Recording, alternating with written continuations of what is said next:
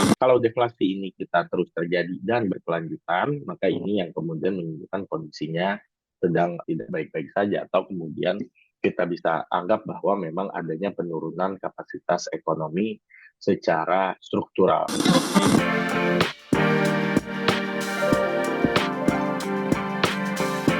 Hai sahabat TCID, kalian sedang mendengarkan podcast Suara Akademia. Ngobrol seru isu terkini bareng akademisi. Pemberitaan di sosial media sekarang lagi rame-ramenya nih Sobat TCID tentang situasi ekonomi masyarakat begitu. If you are opening Twitter dan juga Instagram beberapa hari yang lalu, pembahasan mengenai deflasi yang terjadi di Indonesia selama 5 bulan berturut-turut menjadi concern oleh banyak orang begitu. Ini bisa dibilang sih hal yang bikin deg-degan gitu ya, karena di balik pemberitaan soal deflasi yang disampaikan oleh BPS begitu, situasi di luaran juga lagi bikin deg-degan. PHK di mana-mana, habis itu juga peluang kerja semakin sedikit, belum lagi masalah batasan usia soal bekerja itu bikin masyarakat jadi mikirnya kemana-mana begitu. Dan buat Suara Akademia kali ini, kita bakal ngebahas soal deflasi yang terjadi selama 5 bulan beruntun ini Sobat TCID. Actually, we want to know what's happening gitu ya di luaran sana. Kenapa bisa sampai terjadi deflasi?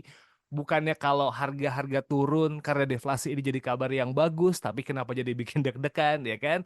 And we gonna discuss about it. And for this episode kita bakal ngobrol bareng sama Mas Teguh Rifki. Udah lama gak ngobrol sama beliau juga. Mas Rifki ini adalah peneliti dari LPEM FEB Universitas Indonesia. Halo Mas Rifki, apa kabar Mas? Halo Mas Syarif, kabar baik. Mas Syarif apa kabar? Kabar baik juga. It's been a while ya Mas, kita nggak ngobrol ya. Ya, ya, it's been quite a while, man.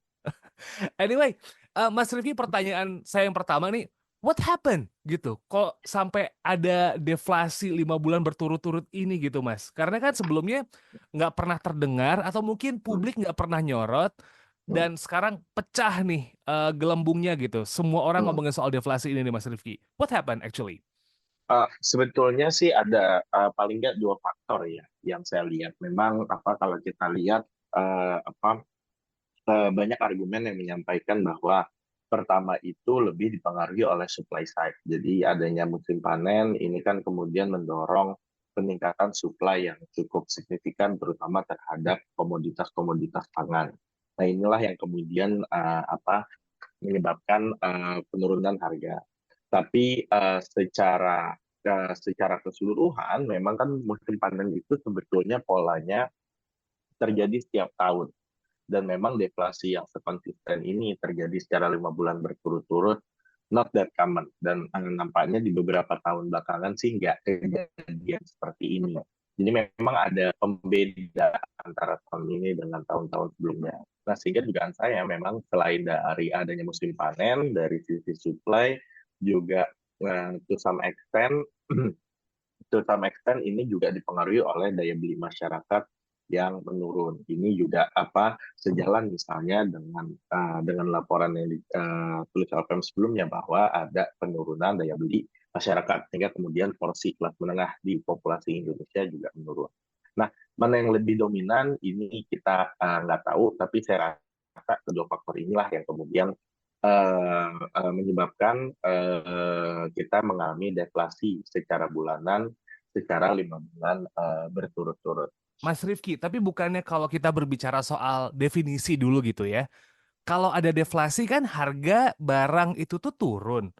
Bukannya harusnya di kabar baik ya kalau harga barang turun ya buat masyarakat sekarang gitu. Karena kan keluhan yang kemarin-kemarin adalah harga barang naik dan nggak kebeli nih. Sekarang harga barang turun gitu. Iya, itu bisa jadi itu kan, tapi setelahnya ya. Kalau barang sudah harganya sudah turun, kemudian masyarakat bisa membeli lebih banyak barang.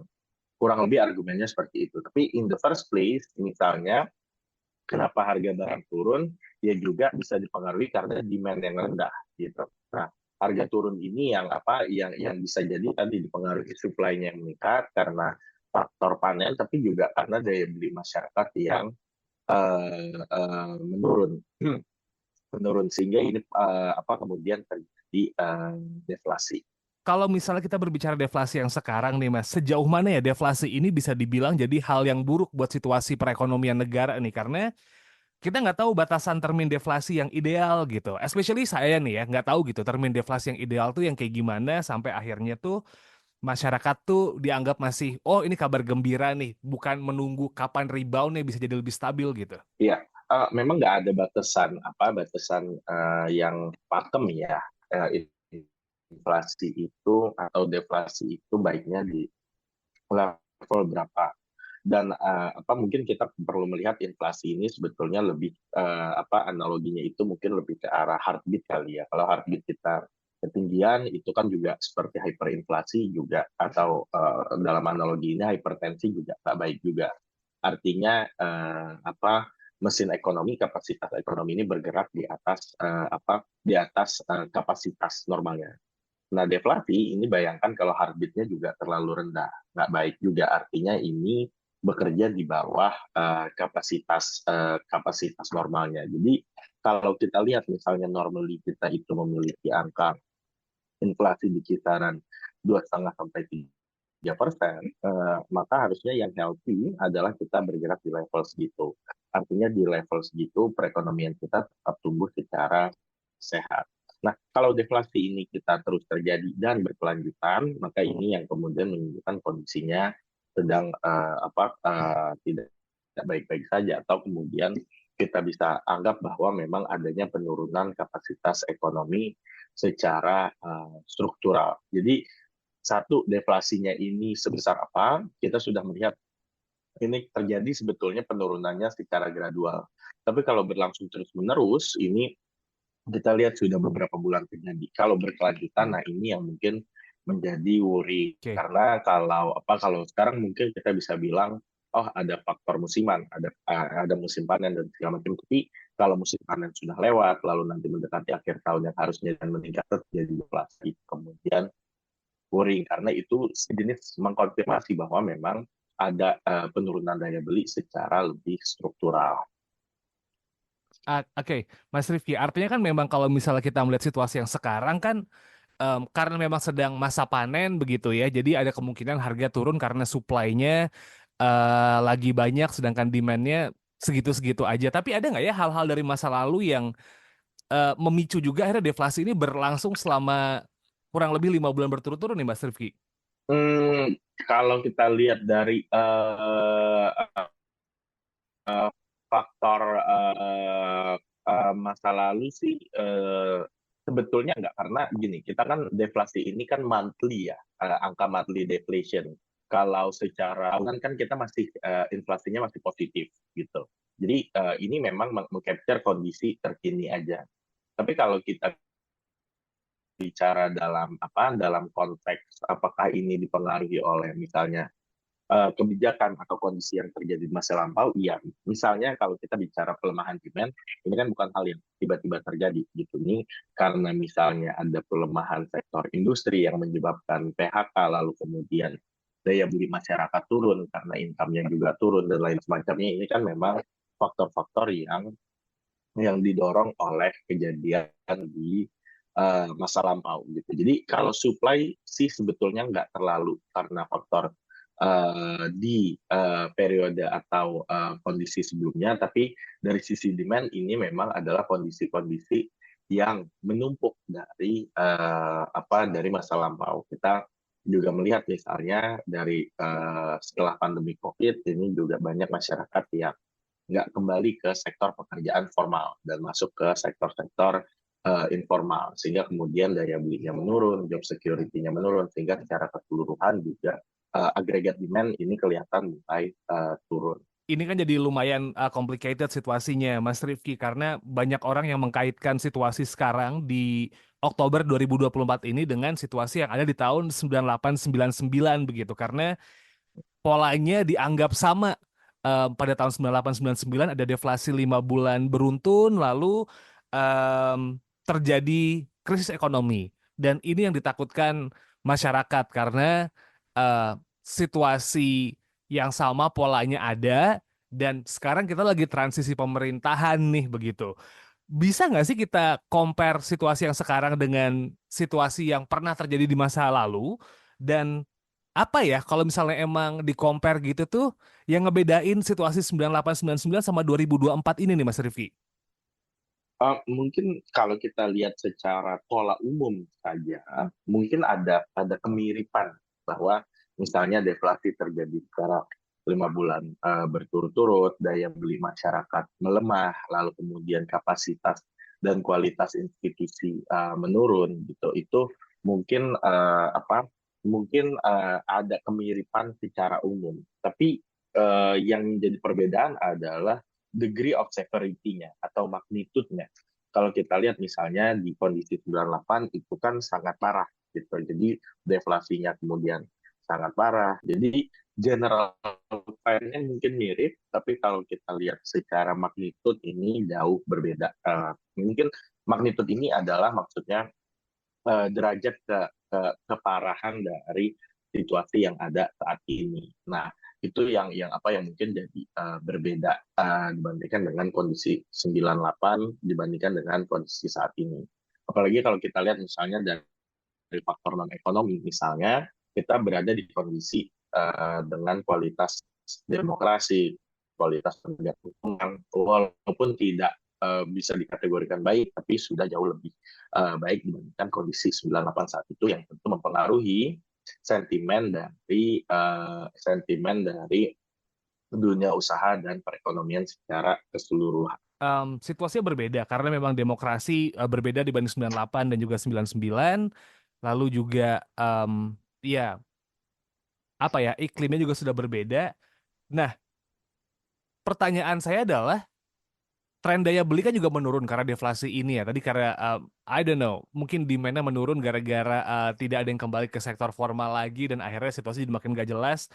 Ini juga jadi possibility nggak sih ya Mas Rifki ya? Karena ada transisi pemerintahan, jadi masyarakat juga wait and see nih Mas Rifki. Jadi akhirnya ini yang ngebuat munculnya tren deflasi ini nih Mas.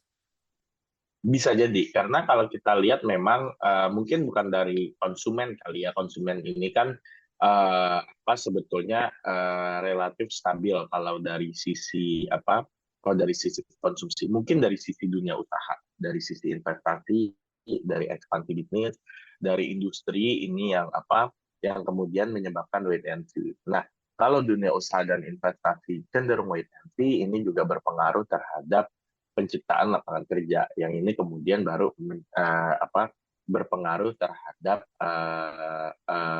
tingkat upah masyarakat dan daya beli masyarakat. Jadi memang ini wait and see-nya lebih dari sisi dunia bisnis dan investasi masyarakat. Kalau misalnya nih Mas, akhirnya setelah wait and see gitu, pemerintahan dilantik, ada kebijakan baru yang mungkin bisa ngasih stimulus gitu, tapi itu kan harapan baiknya.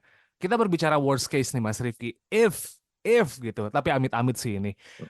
Kejadian pemerintah nggak bisa ngebendung dan ini tuh berlangsung dengan periode waktu yang lebih lama. What will happen ya Mas Rifki ya, kalau deflasi ini nggak bisa diatasin gitu? Inflasi atau deflasi ini kan sebetulnya cerminan dari aktivitas ekonomi. Kalau kemudian kita asumsikan bahwa supply ini tetap gitu, atau supply ini bukan yang menjadi isu, misalnya seperti supply pangan, kebutuhan pokok dan lain-lain ini bisa tersedia secara tercukupi, walaupun memang ada fluktuasi ya dari misalnya musim panen dan lain semacamnya. Tapi kalau kita anggap misalnya supply ini relatif aman, berarti kan isu inflasi dan deflasi ini lebih dipengaruhi dari sisi demand. Nah, kalau kita bicara dari demand, artinya adalah deflasi yang berkelanjutan ini adanya penurunan demand secara konsisten. Kalau penurunan demand terjadi secara konsisten, berarti ini akan mempengaruhi pertumbuhan ekonomi. Karena kalau kita lihat misalnya di Indonesia itu kan lebih dari setengah aktivitas ekonomi di Indonesia atau PDB Indonesia itu adalah konsumsi gitu. Jadi kalau konsumsi secara konsisten menurun, maka kita akan melihat perlambatan pertumbuhan ekonomi. Nah, itu yang cukup straightforward. Dampak-dampak lainnya adalah yang mungkin tidak se-straightforward itu. Kalau daya beli menurun, tentu kualitas hidup masyarakat menurun, pengangguran meningkat, lalu kemudian ketimpangan meningkat, lalu kemudian ini juga berpotensi terhadap adanya risiko political instability dan social unrest. Gitu. Jadi memang cepat atau lambat pemerintah perlu segera mengadres isu ini karena at the end of the day kalau tidak segera diadres nanti akan timbul ketidakpuasan masyarakat yang justru ini tidak menguntungkan juga untuk pemerintah.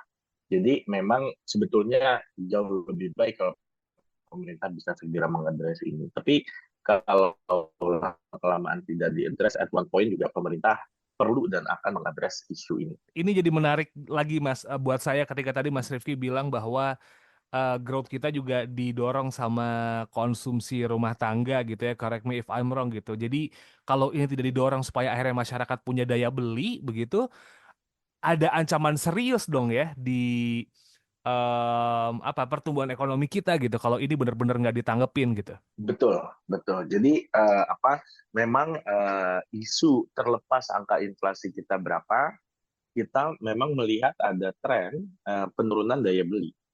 Kalau kita lihat data lain tadi berkurangnya jumlah kelas menengah, lalu semakin banyak tenaga penciptaan lapangan kerja yang terjadi di sektor informal, bukan sektor formal. Ini sebetulnya juga sudah menunjukkan adanya penurunan daya beli masyarakat. Jadi sebetulnya kalaupun inflasi kemudian figurnya membaik, tetap ada masalah struktural terkait daya beli yang perlu segera di-solve oleh pemerintah nantinya. Oke, so we can conclude kalau misal bukan conclude sih, kita bisa assuming bahwa ini sebenarnya masalah yang harus benar-benar jadi PR untuk pemerintahan berikutnya ya Mas Rifki ya?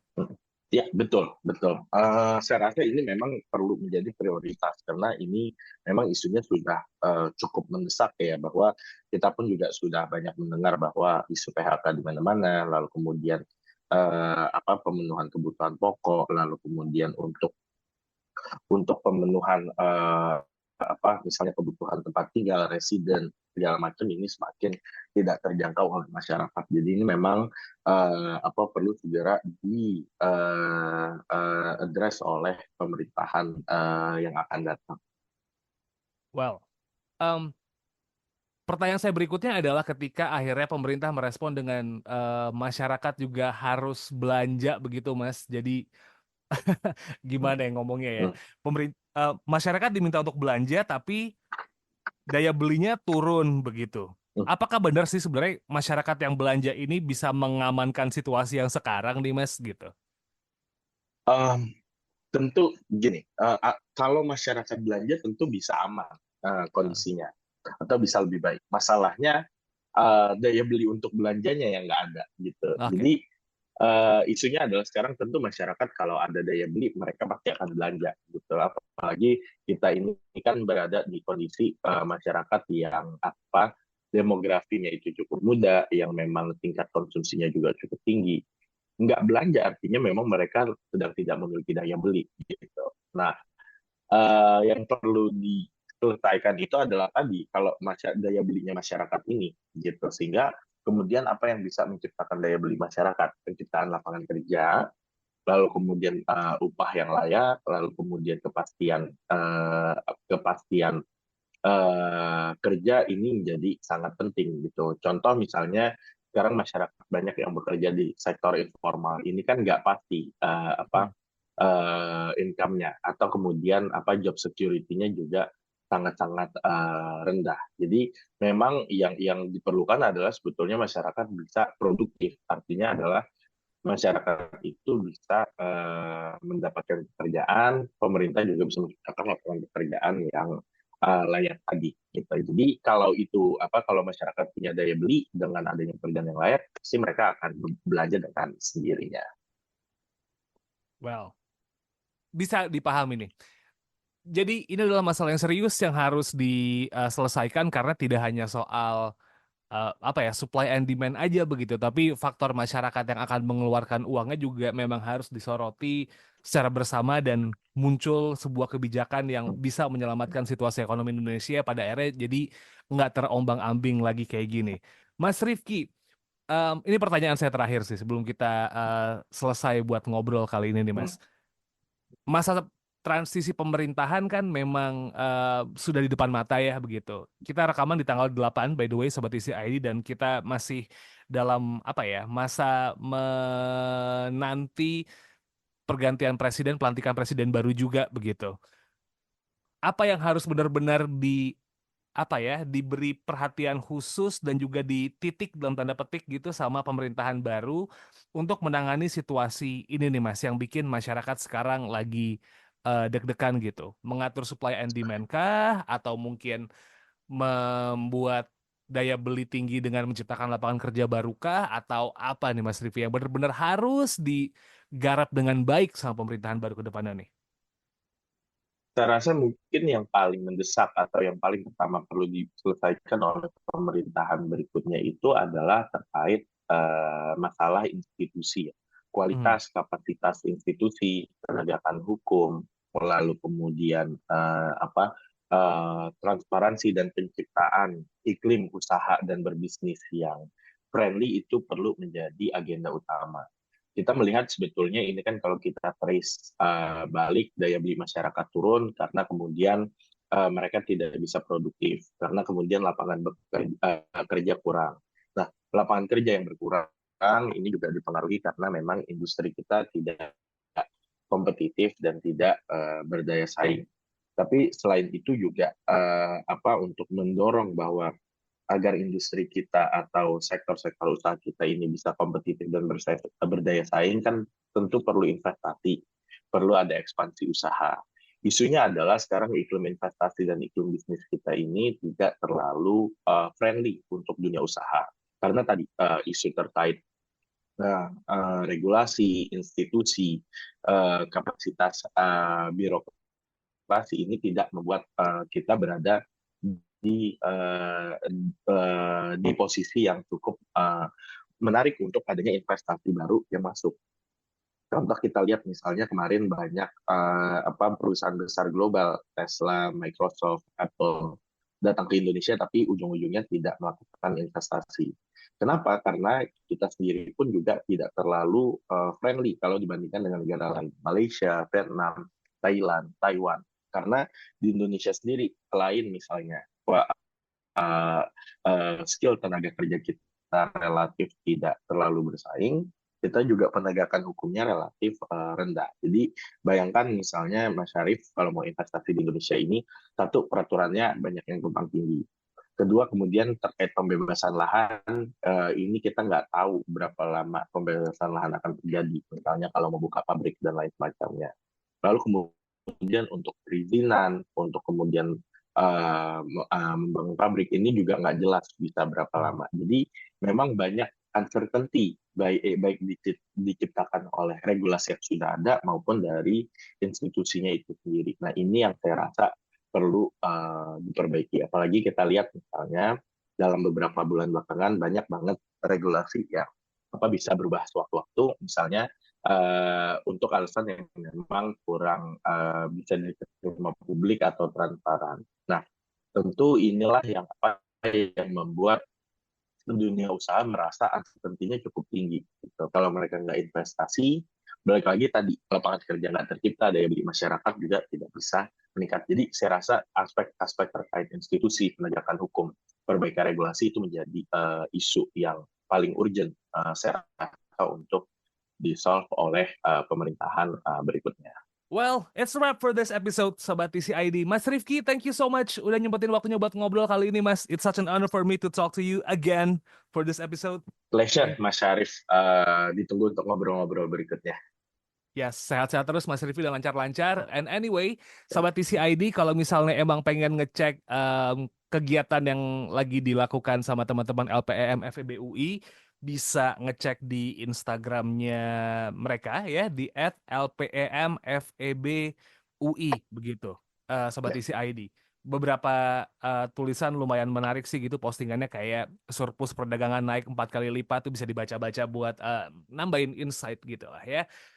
Well, jangan lupa juga buat nge-follow sosial medianya The Conversation Indonesia. Kita ada di X dan juga di Instagram dan di TikTok. Akun kami @conversationidn. Just klik follow kalau emang pengen ngeliat tulisan dan juga opini dari para akademisi dan juga peneliti di Indonesia.